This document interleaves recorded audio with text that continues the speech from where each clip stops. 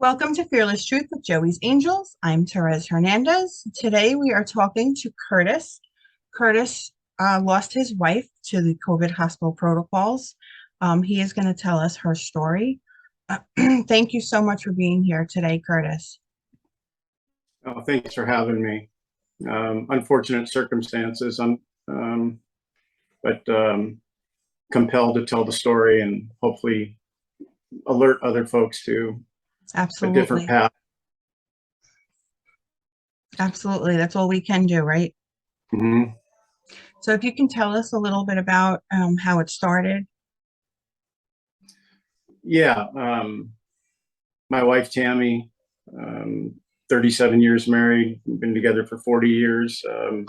Just over the Christmas holiday last year, um, bumped into the Omicron um, about the 23rd or so.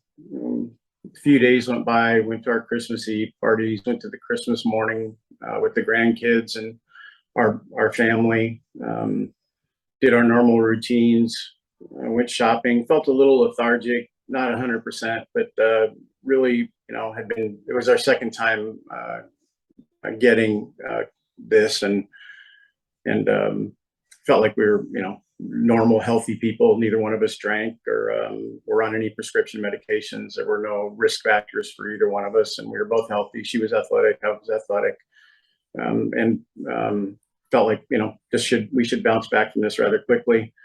Our children sent us a picture of the positive test that they had for their whole family, so we knew initially that we probably that's what we were feeling as well.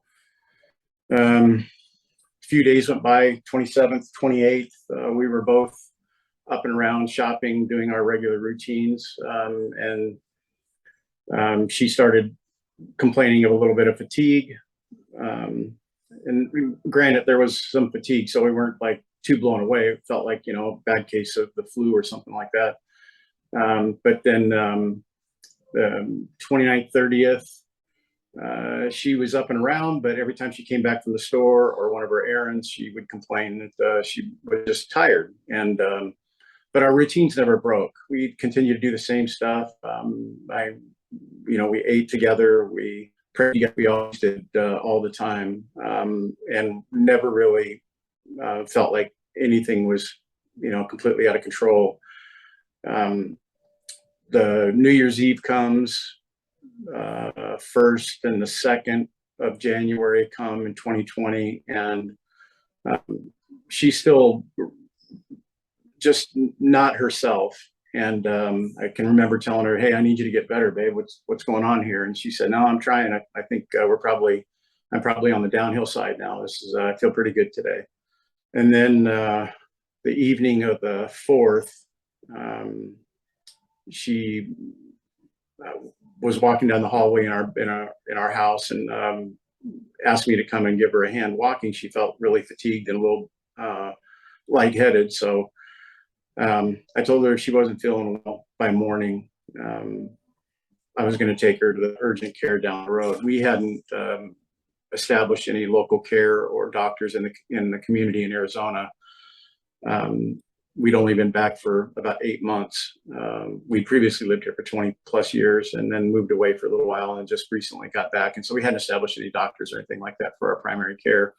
So I just said I'd take her to urgent care and get her some antibiotics. We both thought that, we were way past any kind of issues related to the Omicron thing. So the next morning, woke up, helped her get dressed, got in the truck and ran down to the urgent care that was close to our home, and that urgent care was closed. And so as we drove around kind of talking a little bit about just waiting for it to open, I turned down one of the roads in the community and I didn't know where I was going, but there was a huge, emergency room sign at a hospital. And she kind of joked with, are you taking me to the emergency room? And I said, no, I had no intention to take you there. And she said, well, it's probably where I'm going to end up. And I was surprised by that. I said, what, are you for sure? You really need to go to the emergency room? She said, yeah, I think I probably should just go there. Now, was her No sense in breathing, waiting. They can give us some animal. was Yeah, she having labored breathing? no, no. Okay. No, she wasn't congested. She wasn't having any breathing issues. She was just fatigued, like she had been battling, bronchitis or the flu. And in the last time we had this, we had it early January of 2020 before it was, a big deal on the news.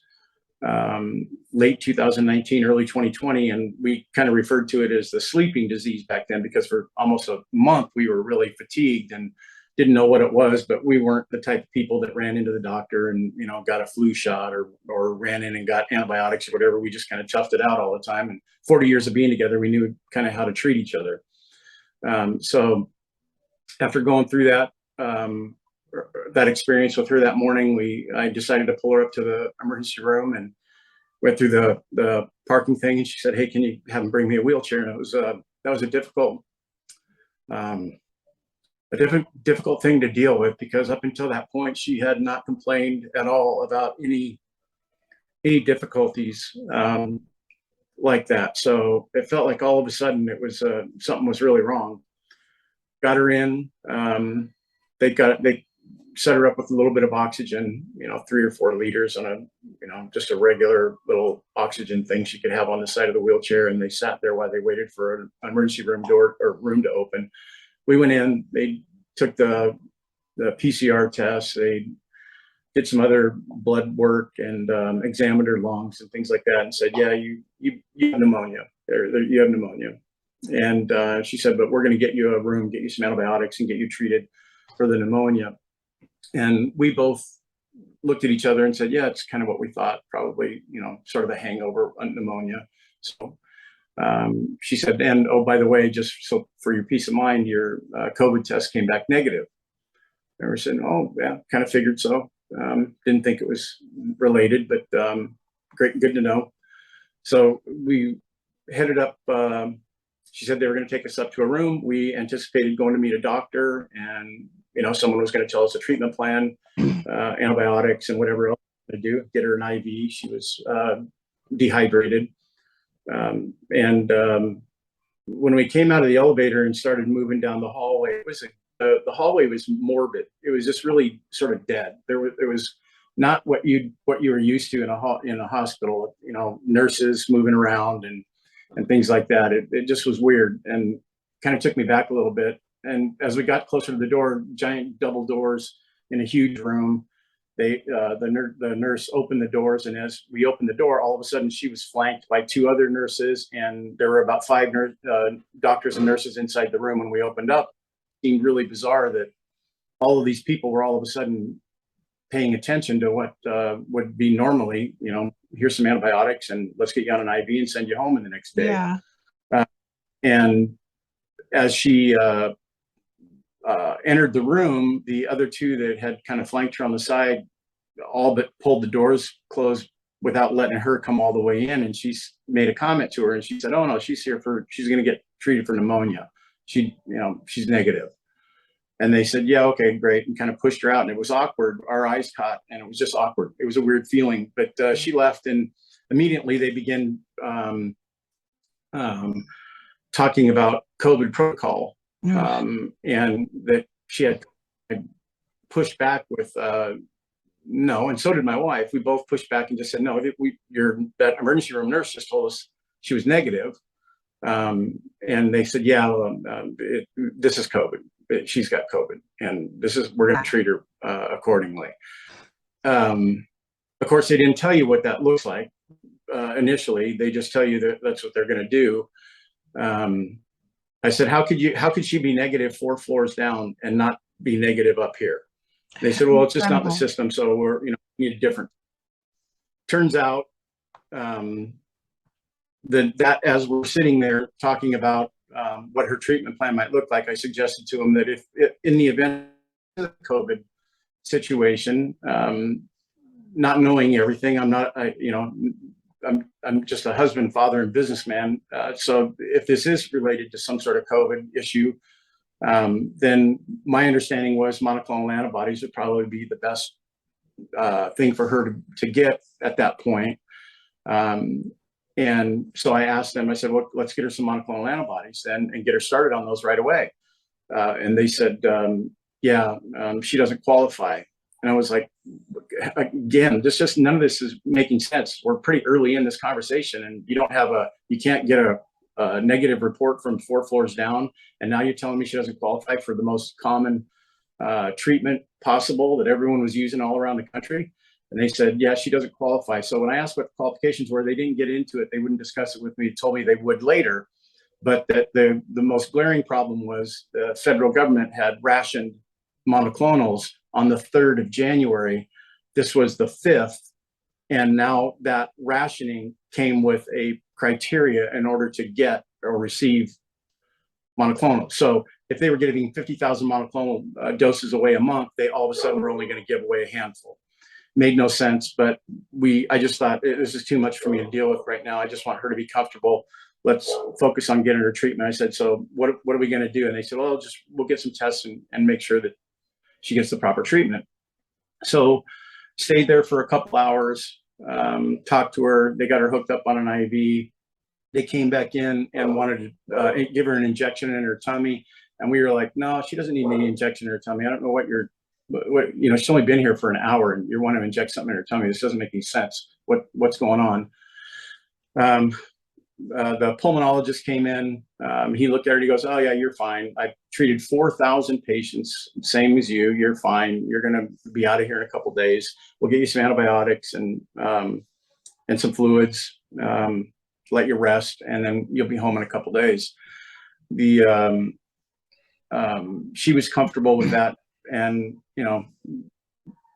my wife was a very trusting, loving person. And so when the doctor told her that she was going to be fine, everything was fine. And she said she felt better now that she had an IV in her, and that they had told her that they were going to give her some antibiotics. Another hour goes by, and this fresh technician nurse, it was her first day on the job, comes back in for a second or maybe even a third time. And is doing some updates on her charts. And as she goes around to check the monitor for the oxygen on the wall, she inadvertently touches it, and it raises the volume from what was 7 liters or 5 liters. It goes all the way up to 10. And the connection began whistling. So I could see in my wife's face that she was uncomfortable with the noise. She just didn't like what the noise was, and she felt more pressure, didn't understand it. And she said, hey, can you turn that back down? And she said, yes, I will. And she tried to, and instead she got it up to 13, and then finally got it down to 7 or 8. It was just it was stupid. I couldn't what we were dealing with at that time. But again, we weren't all that uncomfortable. Just thought, oh, she's new, and she'll get it right. It didn't get right. She left, and she came back in for I think to talk to her about food for the next day or later that evening. And my wife said, hey, can you turn that back down? It's really bugging me. And she had anxiety. She had what they called white coat syndrome. So she would occasionally get a panic attack type situation. And we'd always dealt with that for her whole life. Just kind of walked her off the ledge when she would get wound up. And it wasn't, it wasn't debilitating, but it was uncomfortable. So she said, hey, it's really bothering me. Can you turn it down? And the lady said she would. And she went out and got another nurse to come in, and it was the head nurse for the floor, I guess. And she came back in and said, looked at the deal, at the chart, talked to the technician, said, yeah, we're just going to leave it right there. And I said, well, no, don't leave it there. The pulmonologist had it at like 5 or 7, just put it back down. She doesn't need to be on that. And said, who are you? And I said, well, I'm her husband. And she goes, how long have you been here? And I said, I don't know, a few hours. To me and my wife, it's not a big deal. What's the problem? We're just hanging out together. Where else am I going to go? And you're over your stay. And I said, what do you mean I'm over my stay? Like, how could I be over my stay? And she said, yeah, we have limited hours on this floor. I go, what are you talking about?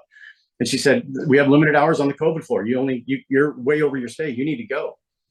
And well, I'm not going to go. I'm just going to stay here. And she said, I was professional and respectful, obviously. And I said, I'm just going to stay here. She's fine. I'm just going to stay with her until, she falls asleep, and then I'll leave. Then I get an idea of what her treatment's going to be. So they She went out. started off by over oxygenating. And that's one of Yeah. the things that I'm hearing with a lot of cases, over oxygenating. Did they give her remdesivir? Well, so that day when I asked that was the first day on the 5th, I asked for the monoclonals, said that she didn't qualify, but asked if we wanted remdesivir. And I knew enough that I'd heard that we weren't going to do that. And Tammy's mother, in 2019, was it 2020, July of 2020, went in as one of the earliest patients in Washington State. And that protocol was, I took her into the hospital, into the emergency room in Vancouver, Washington. I stayed with her for a few hours. I got up to leave to go to the restroom. They locked the door behind me, wouldn't let me back in, and told me that she was COVID positive and that this was a death sentence. And so I went home and told Tammy and her sisters and the rest of the family what was going on. Her whole family was all sick at that time. Me and Tammy weren't. We'd already gone through it, like I said earlier, in January, December. But the protocol for that was isolation, ventilation, remdesivir, and and that was pretty much what was going on. So when we heard remdesivir, we just said no. Both of us said no. The head nurse that told me I had to leave went out and actually called security and had security come to the room. Now, I'd been there for 3 hours, and me and Tammy were just, having our normal ritual conversations about what she was going to do next and what tomorrow was going to look like. And, I was thankful that she was going to get some rest and be under the care of somebody that could provide her any oxygen or whatever she might need if she needed it. And 3 security guards show up and tell me I have to leave. And I again was professional and kind, but I said, I'm not leaving. I don't even know what the treatment plan is until I can talk to her doctor or who's going to be treating her. I'm comfortable leaving. And they said, no, you're leaving. They became confrontational and forceful, tried to grab me physically and take me out of the room. That didn't go very well. And they ended up calling the cops. And by the time the cops got there to escort me out, Tammy was really full of anxiety, and I didn't want her to have to go through any of that. I wanted her to be as comfortable as I can. So I just pleaded with the folks in the room. At that time, there's 3 security and 2 cops and 3 nurses, or what, I don't know what their titles really were. But the lead nurse for the floor came back, and I said, look, I'm not being confrontational or trying to cause a problem here. I just want to know what the treatment plan is for my wife so that, I can support you guys and support her. The pulmonologist said he's treated 4,000 people just like this. She'll be gone in a couple of days with some antibiotics. And they said, yeah, that's what we're going to do. Just give her some antibiotics and watch her and support her, whatever she needs. So I wrote on the whiteboard there, the whiteboards in those rooms with the nurses who's going to treat her and the RN and the technicians and all those people. I wrote on the whiteboard and put no sedation, no high flow oxygen, and no remdesivir without my approval. And, obviously Tammy was right there and agreed and said, yeah, she wouldn't do any of that stuff without talking to me first. I left her cell phone, and I went home that night, and I was very uncomfortable. I had been on the phone many times with the boys. I have 2 boys, adult men, and they were concerned about what the next steps were going to be for her, but felt comfortable that she was just going to get treated and be able to go home the next day or 2. It just didn't work out that way, Teresa. I didn't realize it at the time, but part of labeling you combative is a way to be able to isolate the patient. Yes, absolutely. They do whatever they have to do to get the family away. Yeah, and so I couldn't advocate for her under those conditions. When I came back the next day, they wouldn't let me back in, and they only give you an hour to be with that person. So for 23 hours, they're alone and being treated by different people in and out of the room, and they're not really being treated. They're just being poked and blood drawn, and that's really about it. They're not being treated, but you don't know that. You assume that they're doing, they're in there having conversations like the old school medicine people used to do, and Yes. bedside manner was important, and treating your patient based on how they're performing and responding was important. That wasn't the case in this situation. By day two, she was feeling a little bit better. I spent the day with her. They allowed me in. Uh, the security guard walked me up, hung out with me for about 10 minutes, and then left. Could see I was of no threat or any risk at all, and that I was just there to support her. Held her hand and talked to her a little bit. She said she felt better, and felt like this is what she needed. She'd be home in a day or two, like the pulmonologist guy said. When I asked what he had said when he was there earlier, if it was the same guy, she said yes, it was the same guy, and he just said, yeah, you're on track. You'll be home in a day or two. You're doing fine. They had given her I think it's a Z-Pack that night, and started her on a steroid procedure, dexamethasone something. Dexamethasone. And yeah, and so day two, I went home, told my boys, what was going on, and kind of left it at, if she's still in this state, maybe by tomorrow morning, we might want to consider changing locations, because we weren't getting communication. We could only talk for 5 minutes in the morning and 5 minutes at night with the nurses station. They wouldn't give us any idea about how she was really doing. They just gave you her vitals and what oxygens were and things like that. Well, day three, the morning of day three, about 2:30 in the morning, she sent me a text and said, hey, don't be mad, but they're putting me on high flow oxygen. And I couldn't text back to her and say, no, or anything like that. She felt comfortable and trustworthy. She said, the nurse is here as a Christian. She said that I'll be fine. I'll be out of here in a day or two, but this will really help me and speed up the process. Little did I know what process that was. Yeah. It wasn't to get her healthy. And so it was a very difficult situation that night, because I had known all along, and I hadn't slept since the first night she was in there. I was very uncomfortable with the atmosphere. But I wanted to make sure she was getting the right care. The night of 2 and 3, my son had reached out to a well-known physician in Phoenix. And he said he would take her and have her transferred and put her under his care. And so he sent in a request on day 3 to have that done. When I got back there on day 3 and she was on high flow, I made a point to talk to the head nurse that was there, to say that, we had put in this request to have her transferred. They said, oh yeah, we saw it, and that's a great doctor. He's a super doctor in the area, and he'll treat her well. That's great. Good to hear that you guys have that kind of a contact. So we left thinking that at some point we were going to get a call later that day saying that she was going to be moved, and to be taken under his care.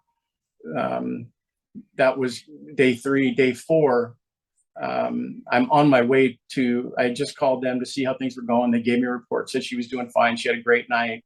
She seems like she's, going to be out of here in no time, still on high flow.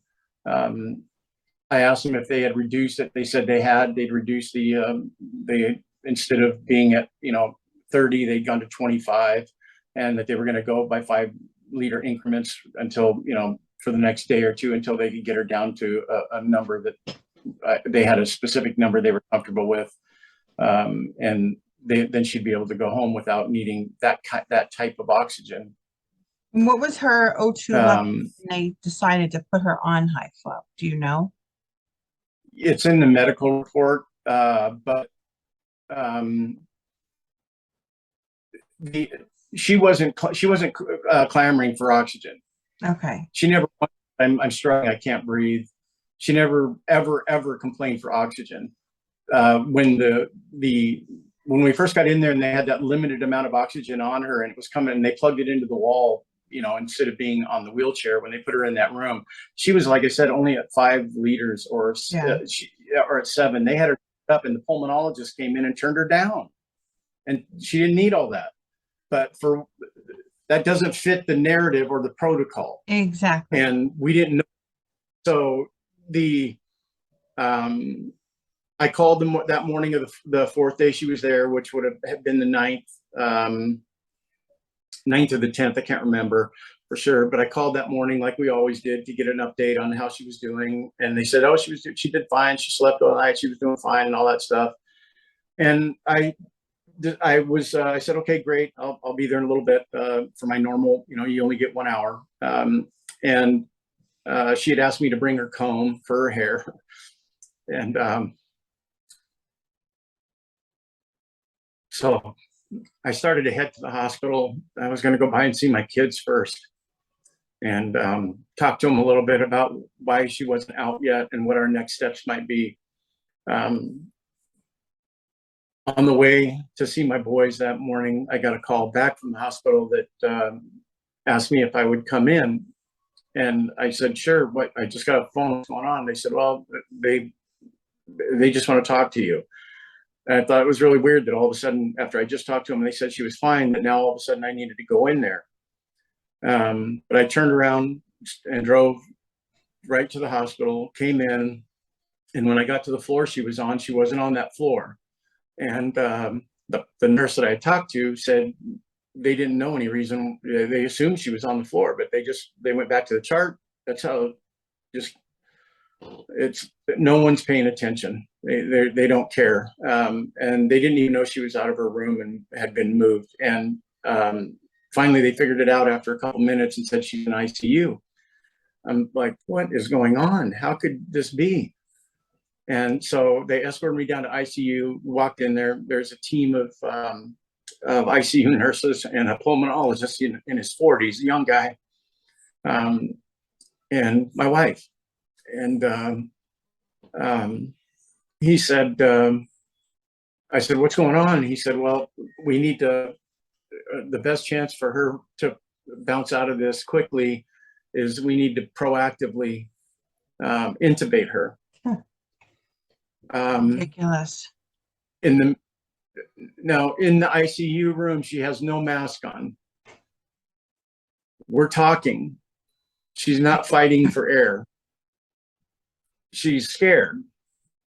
And she told me she was scared. She said, I don't know what to do. I want to trust these guys. And I said, I don't know what to do either.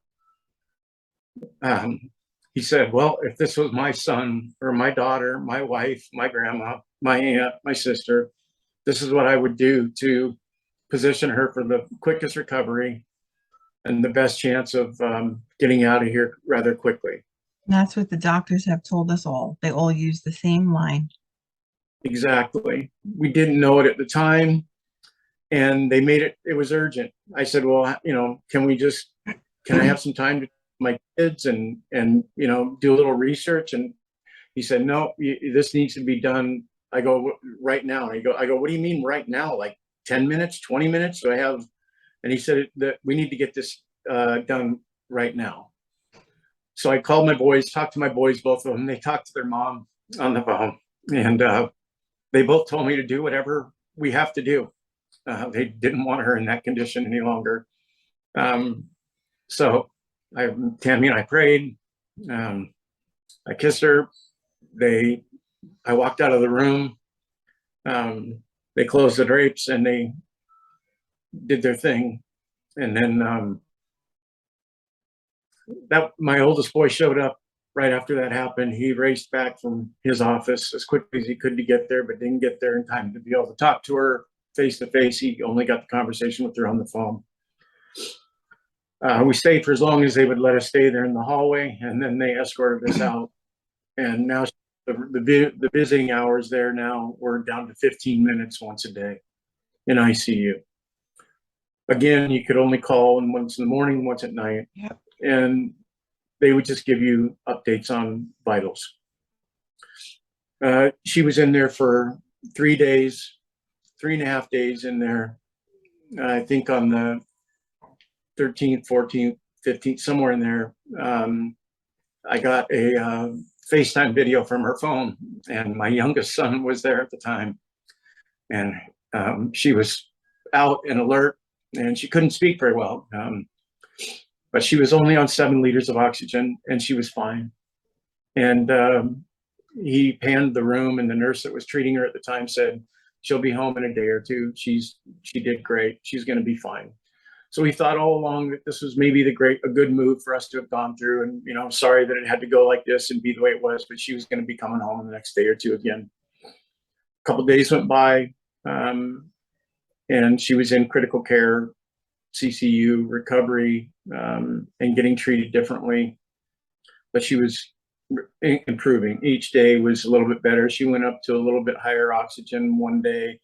Then the next she would go back down.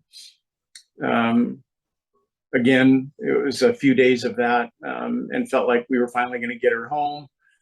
She texted me at like 1:48, or she called me at 1:48 in the morning on the I think it was day 16. Now she was panicked, and I could hear the oxygen in the background in the room going crazy. And she said, "Can you come get me?" I said, "I'll be there in a second, but they're not going to let me take you out. They're probably not going to let me in." And I could hear the nurse arguing with the respiratory therapist at the time about what to do next. And the respiratory therapist wanted to go ventilate her again. And the nurse was fighting and saying, "No, we're not doing this. She's just having a panic attack. She's going to be fine." I asked my wife to put me on speaker. So she put me on speaker, and I just convinced them to let me just talk her down I on speaker. So I did for an hour, 2 hours almost. We had a conversation and talked like we normally would. And her blood pressure went down, her heart rate went down, and the need for high flow reduced down to the nominal amount, although it was above the 13 liters that she had earlier going into the night. When they finally let me in at 7 o'clock in the morning, the hospitalist dude, which is a term I'd never heard before in my life, but Satan came in and said that yeah, she's not in good shape. You know, we're going to move her again. And I said, how could all this happen? What happened here?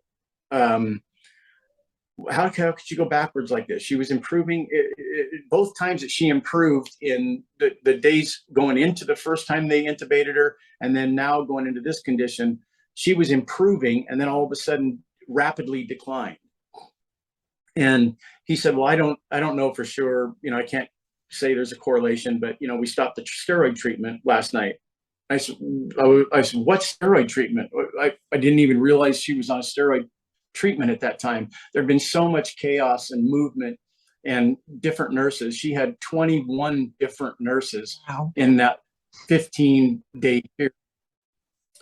And most of them were travel nurses from outside the country. Of course. Germany, Italy, Spain. And when you would ask if, you know, can you stay and treat her tomorrow so that we can have some continuity of care and make sure, they said, "No, I don't have control of my schedule. In fact, next week I'm going to be in Atlanta, and the next week I'm going to be in Oregon." And they didn't care. They told me specifically that their only role was to fill the orders, not treat. They're there to fill orders. It was so disturbing. But he said he couldn't draw the conclusion for sure, you know, cause and effect, but that, you know, they had stopped the steroid treatment. And I lost my mind. But I had to be careful because I didn't want to get kicked out again. Of course. I said, you know, how get her back on steroids then? Whatever it was, just get her back on it. Obviously, I mean, I'm not a doctor, but it seems like that might have had something to do with it. He said, yeah, we're going to do that. I'll have to get a new script started. Okay, well, seems, you know, do it. Let's do that. And he said, yep, they would do that. In the meantime, they were going to move her back up to the COVID floor again, and have her be in a bigger room and have different treatment. Apparently, it didn't make any sense. In the meantime, she never tested positive for COVID. Never once. In the hospital. not once. The 2,000 pages of medical records that I have today that I'm scouring through, and I have, you know, a solid nursing group that are reviewing those as well forensically. There is no there is no COVID positive test anywhere. And so they take her up to this other floor. I convince the nurse that's on duty that minute to just look the other way and let me stay in the room. And as the shifts would change, I would either slip into the bathroom, or I would lay on the floor and hopefully not be, you know, let them, if they did see me, they would notice that I'm not doing anything, because they had that, you know, 1 hour visitation only on that floor. And, you know, they had labeled me combative. But I was not going to leave her. And so I held her hand the entire time, or caressed her somehow the entire time during that next day. We sat and visited for a little bit. She watched some TV, played chess and checkers. She ate 2 full meals. We had a great time together, talked a lot about our rituals and how she couldn't wait to get back to her rituals. I FaceTimed with her kids, and she was so alert and lucid and couldn't wait to get back home. And everyone was so excited that she was going to finally, based on, you know, she was so in such good spirits and felt so good. She told me, she goes, "Kurtis, I feel better than I've felt this entire time." She said there was a couple times where I, you know, wasn't sure if I was going to pull through this. I all but lost a little bit of my will, but she goes, "I feel great. I feel better than I've ever felt." And I said, "Yep, you're going to do fine, babe. We're going to get you out of here today or tomorrow." They came back in to ask if, to check on her. The same pulmonologist that said 4,000 patients, you'll be out in a day, comes in now and says, "How can this be? You look so good, and but it doesn't line up with your medical chart. Nothing lines up here. You're doing so well." That he said, "Okay, well, I'll be back later." It was 5-minute visit. He never was interested in her at all. None of them were. That hospitalist guy came back in. I asked him if he got the steroid pack for her. He said he had put in a request. I didn't understand why. Yeah, just call it in, get it done. He didn't do it. He said they had to go through the pharmacist. They had to go through the hospital protocol, because it was a 10-day protocol that had to be reinstituted based on their policy. I'm like, whatever, just get it done for her so she can get back on it. He asked about when was the last time that she had had a bowel movement. She said she wasn't sure, but it had been at least 4 or 5 days that she was aware of. He turned to the nurse that was there with her and said, "Get that taken care of. Let's get her taken care of." That night, we prepared for the evening, and again, I stayed there with her and got her ready to go to sleep. And we prayed and said, "This is the plan. Tomorrow morning, we're going to wake up. You're going to get your stuff, and we're going to get breakfast, and we're going to head home." That next morning, when she woke up, the nurse was there to draw her blood, and she was not responding as well to the nurse request as she had been the day before. So I whispered in her ear that the nurse was there to take her blood, and she turned over and opened her eyes and looked at me, and she said, "Kurtis, I'm having a panic attack. Help me. Please get me something." And so the nurse was right there. I asked her if she could. She was really struggling. Her heart rate was 168 at the time, and it felt like her body was coming apart. She was a athletic, strong, healthy girl, but just felt like things were going backwards all of a sudden, badly. So I asked if they could give her some Ativan or something just to help relieve her for a moment while I talked to her. We went through our normal routine, and I caressed her and talked to her for as long as I could, but she was really struggling with, she felt like she had an elephant sitting on her chest, she said, and she felt like she was not going to be able to breathe. They turned the high flow oxygen up to max. They turned on the wall oxygen. They put a mask over her face. and they told me they were going to have to take her back down to ICU because they couldn't treat her in this room. So I walked down with her to the ICU and walked in with her, told her I'd see her when she got done, prayed with her again, and left. Stood outside while they pulled the curtain and ventilated her a second time. The next day when I came back, it was a new travel nurse again, who didn't even know her name and just pointed me to the window where all the charts were written on the window. I didn't understand the charts, so I had to get some clarity about what was going on. But she was basically just steady Eddie. She wasn't getting any better. She wasn't getting any worse, but she was just holding steady. Yeah. I reported it out to my family and told them what was going on. Went home that night at 2 a.m. You learn to, it's so hard in the middle, it's so hard to sleep, period. But that situation, there was no sleep. Phone rang, and it was the head nurse of the ICU, said that Tammy had something leaking in her cavity. They thought that she had punctured or had a rupture in a colon or intestine or something.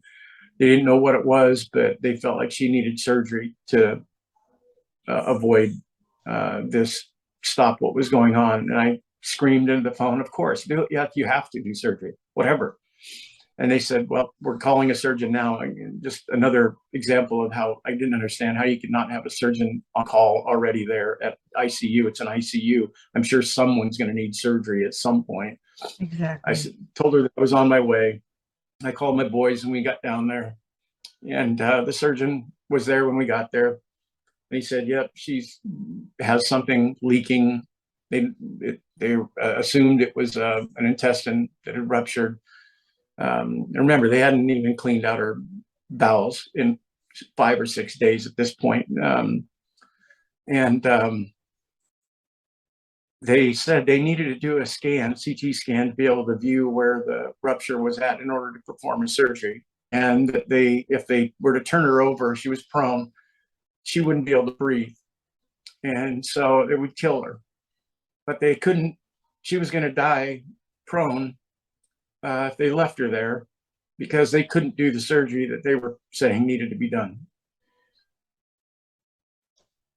We asked them to just do everything they possibly could. And within about 8 or 10 hours, they notified me that she had passed. How awful. I'm so sorry. Yeah. It's a pain that I don't wish on anybody.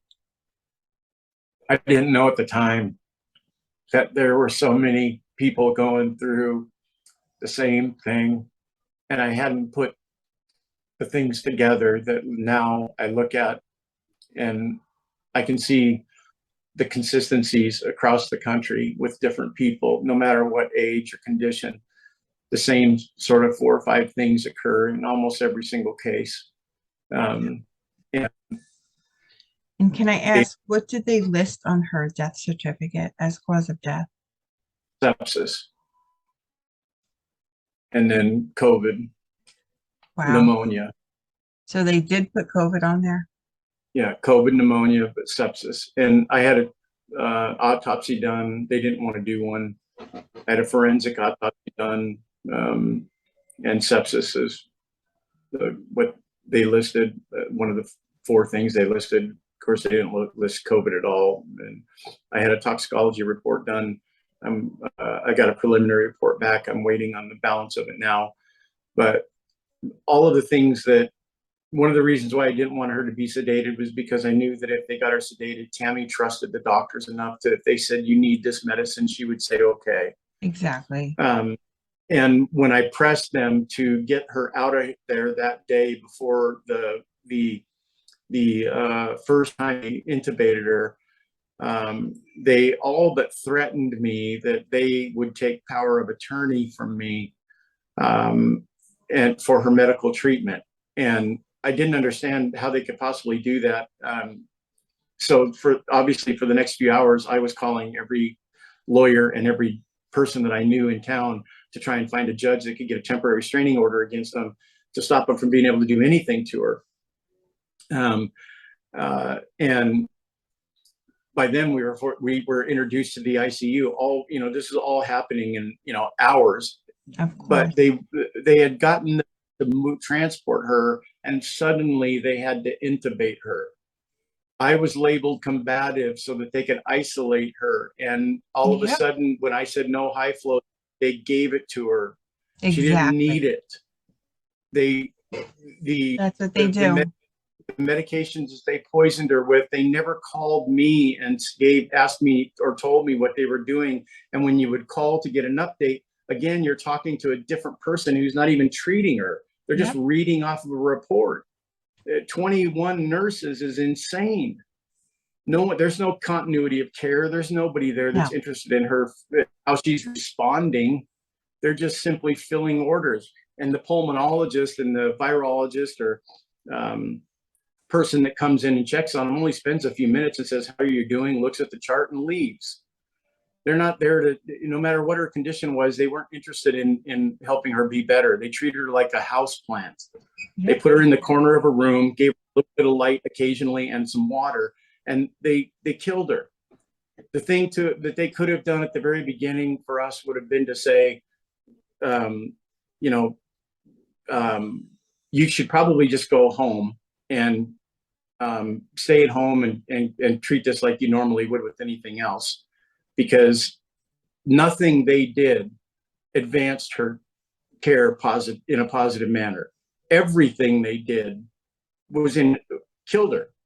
Yeah. It took her life out of her every single day, from isolation to the different sedation things they were giving her, to the high flow oxygen, to making her feel scared, to stopping the steroid pack, to intubating her early for no reason at all, and then not cleaning out her system.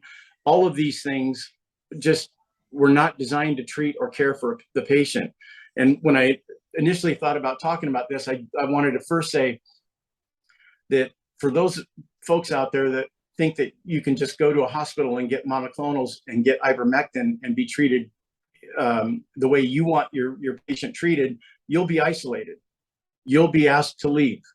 You'll be told that they have a protocol and a policy that they adhere to, and that you're combative and that you have to leave. And that's the first step in taking control of however they're going to treat your person. So folks need to have a plan. Make sure that you have a concierge type doctor that will come to your house and can treat you.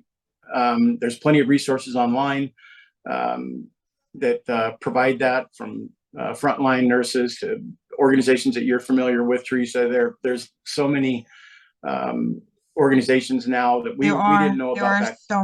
There are so many that none of us knew about. Right. I mean, unlike Joe Rogan or Aaron Rodgers or Sean Hannity or any of these guys, you can't call up a doctor and go, hey, bring me monoclonals. They can do it, but you and I couldn't back then. No. And so you went to the doctor trusting that you were going to be able to get what you needed. And if you wanted ivermectin, even though today now everyone realizes how effective it was, they wouldn't even. I asked them specifically for ivermectin, they wouldn't give it to her. They said no, it's against hospital policy. Yep, they have that protocol. Yeah, but everyone else was able to get it. So the first thing was have a plan. Make sure that you're prepared to be able to deal with your loved one. I wasn't. I failed in that. I thought I was a pretty smart guy and had this figured out. We had it before. We were out of the woods. Both of us recovered. Our families had recovered. Yeah. We thought this was just a bump in the road for her, but then it wasn't. And now you look at what's going on across the country and all the stories that are coming out. This is Tammy. She was absolutely. That's my bride. Absolutely beautiful. 59-year-old beautiful wife, mother, grandmother, sister, aunt, an amazing human being who loved everybody and was full of joy. She was healthy, athletic, no drugs, alcohol, no underlying conditions. She deserved to come home and spend years here watching her grandsons grow and spend the time like the rest of us with all of our family. There's so many stories like this, Therese. There are. We There have to are. find a way, guys. And as painful as this is to tell her story, And Curtis, I hope I know I, that it's painful, and I applaud you for stepping up and speaking out because it could help so many people. Open some eyes, and just speaking the truth helps. It does. I hope that somebody benefits from it. It's all for her. It's to honor her and hopefully protect somebody else. Absolutely. And thank you so much. Thank you so much for doing this. So, Thank you so thanks much. for being as invested as you are in creating platforms and to spread the word and enlighten people in this subject matter. So I appreciate it. Oh, absolutely. I just want to end by saying if you have a loved one who died of COVID in the hospital and you think COVID is the actual cause of death, please get those medical records. Get those medical records and make sure you review them. Chances are they died of the hospital protocol. Let's all just keep speaking the truth fearlessly. Thank you so much.